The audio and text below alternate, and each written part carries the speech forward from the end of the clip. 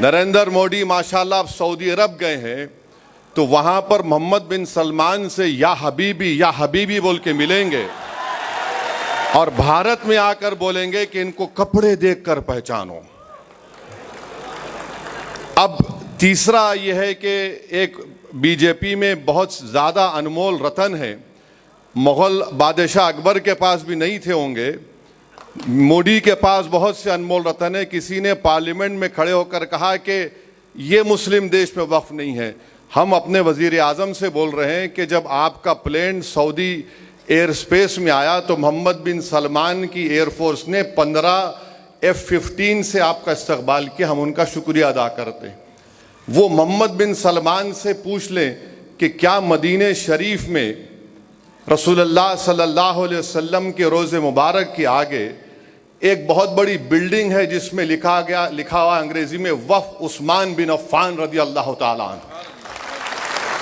वो पूछ लें, जब सऊदी अरब जा रहे हैं तो गले मिलते वक्त पूछ लें या हबीबी ये सही है क्या,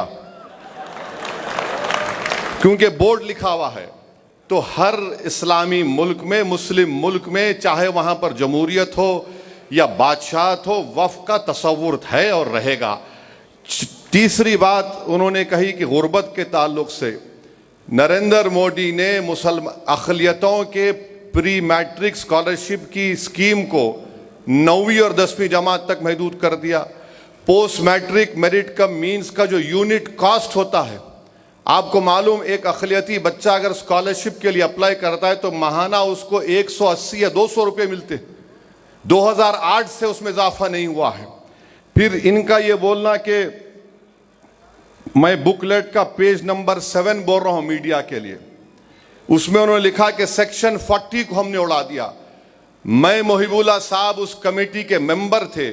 वजारत अक़लियती बहबूद ने अपने जवाब में कमेटी को ये कहा कि सेक्शन 40 का इस्तेमाल 30 साल में 530 मरतबा के करीब हुआ है, जिसमें से 8 मरतबा कोई कोर्ट को गया है। तो ये सेक्शन 40 का जो एक तस्वुर खड़ा किया गया कि जहां पर हाथ रख दिए वक्फ हो जाती है, लिख कर दिया मिनिस्ट्री ऑफ माइनॉरिटी अफेयर ने, ये इनका दूसरा झूठ। तीसरा, उस बुकलेट के पेज नंबर 8 पर उन्होंने लिखा कि ख़वातीन के बारे में कि हम ख़वातीन को मेंबर बना रहे हैं। नरेंद्र मोदी झूठ बोल रहे हैं, उनकी सरकार झूठी है। 95 के एक्ट में कम से कम 2 ख़वातीन का तकर्रुर था, अब इन्होंने सिर्फ 2 कर दिया और ये बाजा बजा रहे हैं कि मुस्लिम ख़वातीन को मेंबर बना रहे हैं। नरेंद्र मोदी, अगर आप में वाकई में आपकी हुकूमत में, बीजेपी में मुस्लिम ख़वातीन से मोहब्बत है तो मैं आपसे गुजारिश करूंगा कि आप बिलखिज़बानों को अपने घर में बुलाकर अपने हाथ से चाय बनाकर पिलाने की ज़रूरत नहीं है आप में। अगर आप में मुस्लिम ख़वातीन से मोहब्बत है तो गुलफिशा फातिमा 5 साल से जेल में सड़ रही है तुम्हारे बनाए हुए काले कानून की वजह से। तो ये कानून, फिर उसके बाद ये कहते हैं कि सफ़े नंबर 11 पर दिल्ली के 123 प्रॉपर्टीज का जिक्र करते हैं उनके इस बुकलेट में। सच्चर कमेटी ने कहा कि 123 प्रॉपर्टीज दिल्ली के जो हैं उसकी 2008 में लागत 7,000 करोड़ रुपये सच्चर कमेटी ने कहा, और ये वक्फ की प्रॉपर्टी है, उसको हवाले करना चाहिए वक्फ बोर्ड को। फिर ये कहते हैं कि हमने सच्चर कमेटी में फुला लिखा है। सच्चर कमेटी ने लिखा कि जो काबिज हैं उनको हटाने के लिए प्रीमाइसेस ऑफ एविक्शन एक्ट को लागू करो, आप वो भी नहीं करते। फिर उसके बाद ये एग्जाम्पल दे रहे हैं कि यहां यहां कब्जा हो गया। कर्नाटका में 2, चेन्नई में 1, पूना में 1, लखनऊ में 1, अहमदाबाद में 1, मीरठ में 1, आसाम में 1, कलकत्ता में 1, यानी 14 लाख एकड़ प्रॉपर्टीज जो वक्फ बोर्ड की है। इन लोगों को इतनी तौफीक हुई कि सिर्फ 9 मिसाल दे सकते हैं आप, और हम आपके 11 साल के कारनामों की 1000 फहरिस्त रख सकते हैं जो अवामी दुश्मनी थे। ये आप 11 मिसालें दे रहे हैं, और एक मिसाल दे रहे हैं चेन्नई के तिरुचिरापल्ली की। मोहिबुल्लाह साहब बैठे हैं चेन्नई में, जब हम गए थे वहां के गांव के लोग आकर कमेटी को बोले कि हमारा कोई मसला नहीं है, वक्फ से मसला खत्म हो चुका है। मोहिबुल्लाह साहब बोले हमारे सामने आकर। अब यहां पर उसका जिक्र करते हैं। अच्छा, फिर एक गुजरात के एक मुकाम का जिक्र कर रहे हैं वो एक जजीरा है, वो जजीरे के ऊपर एक किसी औलिया अल्लाह की मज़ार है, खबर है, और वहां के मछेरे समंदर में जाने से पहले उनका एक रिवाज है, वो एक बकरा काट के जाते थे। हुआ ये कि जब मुंबई में हमला हुआ तो अजमल कसब जो पाकिस्तान से जालिम दहशतगर्द आकर हिंदुस्तानियों का खून किए, वो उस जजीरे पर रुक गए। तो जब से वो जजीरा बंद हो गया तो आप बोल रहे वो हम छीन लेंगे। अरे वो दहशतगर्द आए तो उससे हमको क्या करना है? तो उसकी मिसाल आप दे रहे हैं। फिर आप जाइए कि ये कानून में फिर नरेंद्र मोदी ने कह दिया कि इस कानून में क्या है कि आपको हिंदू जमीन नहीं दे सकता। अभी चले गए हमारे पंजाब के सिख भाई, संगरूर एक गांव है जहां पर हिंदू धर्म के मानने वालों ने, उनके गांव में कोई मस्जिद नहीं थी तो उन्हें जमीन दी मस्जिद बनाने की। वहीं पर बेंगलुरु में एच.एम. बादशाह नामी एक शख्स ने, सुनिए, एच.एम. बादशाह नामी शख्स ने अपनी जमीन दी एक मंदिर की मरम्मत के लिए, और मुल्क में कोई झगड़ा नहीं हुआ, कोई फसाद नहीं हुआ। अब यह कानून बनने के बाद बादशाह मंदिर को जमीन दे सकता है, मगर कोई हिंदू मस्जिद बनाने के लिए, कब्रस्तान के लिए जमीन नहीं दे सकता। इससे मुल्क का इत्तेहाद नरेंद्र मोदी कमजोर कर रहे हैं। फिर अभी जिक्र आया कि अभी कहा गया कि अब्दुल के बारे में, नरेंद्र मोदी को हम बताना चाह रहे हैं कि अब्दुल एक गीरतमंद मुसलमान होता है। अब्दुल पंचर जरूर बनाता है, हलाल की कमाई कमाता है, और अब्दुल ने अपना घर आपके दोस्त की तरह, जिसके जू में जाकर आप जानवरों के सामने फोटो लिए वजीर आजम, जिसके घर में शादी हुई तो आप हाथ पकड़ पकड़ कर खुश होकर चले, अब्दुल किसी यतीम खाने पर अपना घर नहीं बनाया, आपके दोस्त ने बनाया है। और इस कानून के जरिए सेक्शन 2 जो बनाया गया है, बोरी लोग कह रहे थे, हमारे दाऊदी बोरा लोग कह रहे थे कि सेक्शन 2 से हमको वक्फ से निकालिए आप। उनके पास फिक अलग है, दाइल मुतलक का कॉन्सेप्ट है। उन बिचारों को आपने बुलाकर उनके सामने उनकी तौहीन कर दी। मैं पार्लियामेंट में खड़े होकर कहा कि आप तो बोरियों का नाम ले रहे थे और आप बना दिए ट्रस्ट, यानी नाम बोरी का हुआ मगर फायदा मुकेश भाई के मुंह में गुलाब जामुन चला गया। अच्छा, आगा खानी को क्यों डाले?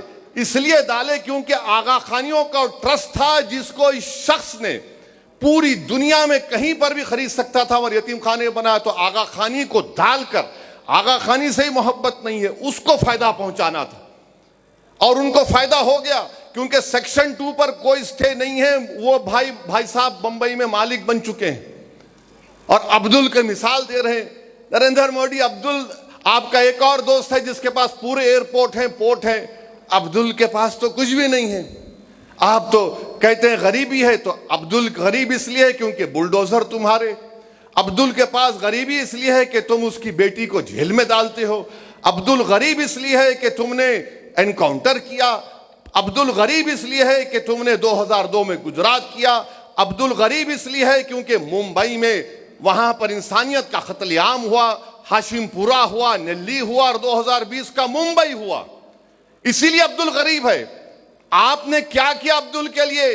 आप सिर्फ ड्रामा कंपनी, बल्कि हिंदुस्तान के सबसे बड़े बैनुल अक़वामी अगर कोई पिक्चर बनाई जाएगी तो उसमें एक्टिंग के लिए मोदी जी को लेना चाहिए। और फिर आप बार बार आपने ये कह दिया इस बुकलेट में, पैम्फलेट में, झूठ का पलिंदा है ये पैम्फलेट बोल रहे हैं ना मुसलमानों के लिए। अच्छा, क्या कह रहे हैं कि आपने क्यों नुमाइंदगी दी उन सब लोगों को वक्फ बोर्ड में? तो बोलते हैं कि जो छोटे छोटे तबके उनको सबको मिलना चाहिए। आप बताओ आईबी में कितने मुसलमान? अब एक मोहतरमा है खाली आईबी में, एक साहब थे उनको निकाल दिया गया, तो आईबी में रखो ना आप। अब बोलेंगे देखो ओवैसी देश की सिक्योरिटी के बारे में सियासत कर रहा है। तुम मेरी मस्जिद किसके नाम पे सियासत करोगे? तुम मेरी ईमान पे हमला करोगे? तुम मेरी हर चीज पे हमला करोगे तो मैं सवाल नहीं करूंगा अपने वजीर आजम से। तो आप भी दो ना हिस्सा हमको। तो मेरे अजीज दोस्तों और बुजुर्गों, फिर ये 5 साल का लुजूम, ये 5 साल का लुजूम हम वजीर आजम से पूछना चाहते हैं। ये 5 साल का लुजूम सिर्फ इस्लाम कबूल करने वालों के लिए नहीं है। कल अगर आप भी वक्फ करने जाएंगे तो बोलेंगे आप प्रैक्टिसिंग है या नहीं। ये गलत फहमी मुसलमानों में कि नहीं, जो मुसलाम कबूल किया उसको प्रैक्टिस नहीं, जो पैदाइशी मुसलमान है उससे भी पूछा जाएगा, जनाब आप प्रैक्टिसिंग है, क्या करेंगे आप? हम भारत के वजीर आजम से पूछते कि माशाल्लाह आप अपने मजहब के मुताबिक, अपने धर्म के मुताबिक हर मंदिर में जाते हैं, मगर क्या कोई आपसे पूछता है क्या प्रैक्टिसिंग है? तो फिर मुझसे किस बुनियाद पर प्रैक्टिसिंग पूछा जा रहा है, बताइए आप? किस बुनियाद पर मुझसे पूछा जा रहा है? किसी से पूछा नहीं जाएगा, हमसे पूछा जाएगा ये कन्वर्ट हो या ना हो। उसमें लफ्ज अच्छा, उसमें कॉन्ट्रोवेंस लिखा गया, अगर उसमें कोई गलती रहेगी तो आप वो भी निकाल लेंगे। तो जितना ये कानून बनाया गया है ये सिर्फ वक्फ की जायदादों को बर्बाद करने के लिए। और उत्तर प्रदेश कौशांबी में मीडिया ने रिपोर्ट किया कि 58 एकड़ वक्फ की जायदाद गवर्नमेंट प्रॉपर्टी के नाम पर रजिस्टर कर ली गई, गवर्नमेंट प्रॉपर्टी के नाम पर रजिस्टर कर ली गई। तो मेरे अजीज दोस्तों और बुजुर्गों, मेरी इज्जतदार और माँ और बहनों, all India Muslim personal law board का ये जो प्रोग्राम है, आपसे हम गुजारिश करते हैं कि पूरे मुल्क में आप इसका साथ दीजिए। और ये जो अबू लहब, अबू जहल और हमारे जितने ये जोकर हैं, अब इस कानून में कह दिया गया कि आप ओरली किसी को मुतवली नहीं बना सकते। ये जो लोग मोदी की तायीद कर रहे हैं, मैं जिम्मेदारी के साथ कह रहा हूं, हजरत सलीम चिश्ती रहमतुल्लाह अलैह की दरगाह में किसी एक शख्स को वहां का मुर्शिद बनाया गया। अगर मैं उर्दू में मुर्शद बोलूं तो उसका अलग माने निकलते। तो उनको जब बनाया गया तो मुझे भी इनविटेशन भिजा दिए, नहीं मालूम क्यों भिजाए मुझे। तो क्या हुआ देखिए, अगर वो कानून पास होने से पहले बनाते, मुहिबुल्लाह साहब आप भी गए थे शायद दावत में उनके पास, उनकी जो बन गए गद्दी नशीन जो बन गए उन्होंने, खैर वो अलग बात है कि सूफी और कूफी कौन है। मुझे सूफीज़म के बारे में जुनैद बगदादी ने कहा वही सूफी हो सकता है जो दुनिया में मर गया और अल्लाह के लिए जिंदा है। ये लोग क्या कर रहे हैं, ये मोदी के लिए जिंदा है क्योंकि इनके पप्पा हैं वो। तो वहां पर ये अब उन्होंने अपने बेटे को मुतवल्ली जानशीन बना दिया, तो कानून अब बन गया, बना के दिखाओ, आप नहीं बना सकते। तो ये लोग एक तमाशा कर रहे हैं और जितने टीवी चैनल पर इन तमाम जोकरों को लाके बिठा रहे, ये तमाम के तमाम एक सेक्शन हमको बता दो जो वक्फ बोर्ड की 70% जमीन पर काबिज है उसको हासिल कर लिया जाएगा, बताओ हमको आप। कोई नहीं बता सकते।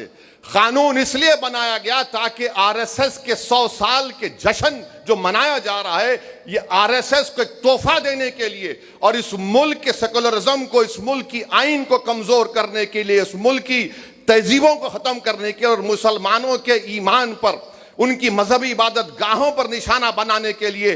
और मैं कल्बे जवाद साहब को फोन करके बताया हूं कि सेक्शन 3D पार्लियामेंट में इस पर कोई बात ही नहीं किया। मैंने कहा कि 100 ASI के पूरे प्रोटेक्टेड मॉन्यूमेंट चले जाएंगे, दिल्ली के 180 ASI के मॉन्यूमेंट से वक्फ की जायदाद नहीं रहेंगे, अब वो निकल गए हमारे हाथ से। इवैक्यू प्रॉपर्टी एक्ट हमारे हाथ से निकल गई, जो पंजाब हरियाणा में हजारों एकड़ जमीन है सब हमारे हाथ से निकल गई। तो ये लड़ाई लड़ना है ताकि जब मौरिख ये तारीख लिखेगा आज से 100 साल के बाद, तो वो लिखेगा कि हाँ 2025 में ऐसे मर्दे मुजाहिद और ऐसी हमारी बहनें उठ खड़ी हुई थी जिन्होंने जिस जगह का मालिक अल्लाह है उसकी हिफाजत के लिए उन्होंने जद्दोजहद की और उन्हें उसको अल्लाह उनको हमको कामयाब करेगा। पीछे हटने का सवाल नहीं है।